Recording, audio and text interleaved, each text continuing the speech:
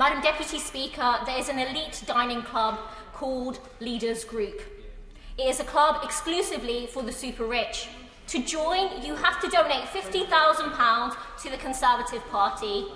The Conservative Party's website describes the group as follows, and I quote, "Members are invited to join the leader and other senior figures from the Conservative Party at dinners, PMQ lunches, and drinks receptions."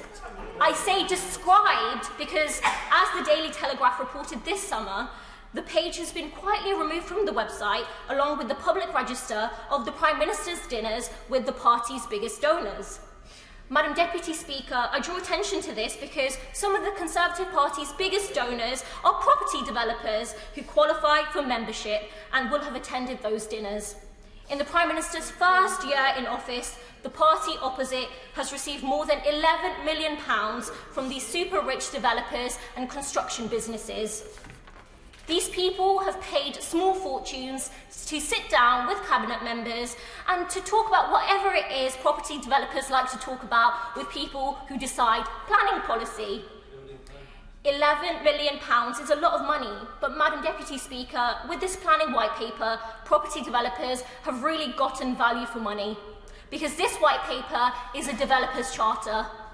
It strips away local oversight of planning applications, with pre-approved applications in designated zones getting an automatic green light. It significantly raises the threshold needed for Section 106 requirements, meaning for many more projects, developers will not need to provide any contribution to affordable housing.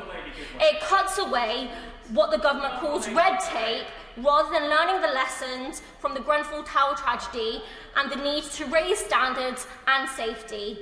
And as the campaign to protect rural England highlights, while there are no new protections for green belts, the plans instead weaken protections for undesignated green spaces in what the campaign describes as a free-for-all for development. The president of the Royal Institute of British Architects has described these plans as shameful, and that it could lead, and I quote, to the development of the next generation of slum housing.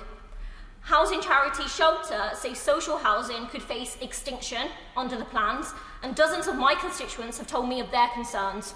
They fear for our green spaces under these plans, which too often are already under threat. They know that the priority for Coventry is council and genuinely affordable housing, but that these plans do nothing to meet that need. So, Madam Deputy Speaker, while this white paper is a good deal for developers, for thousands of people in Coventry struggling to pay rent, for those on the housing waiting list, desperate for a decent home, and for people praying to get on the housing ladder, it is a rotten plan set to make a bad situation worse. Instead of a planning system rigged for developers, it's about time we put human needs first.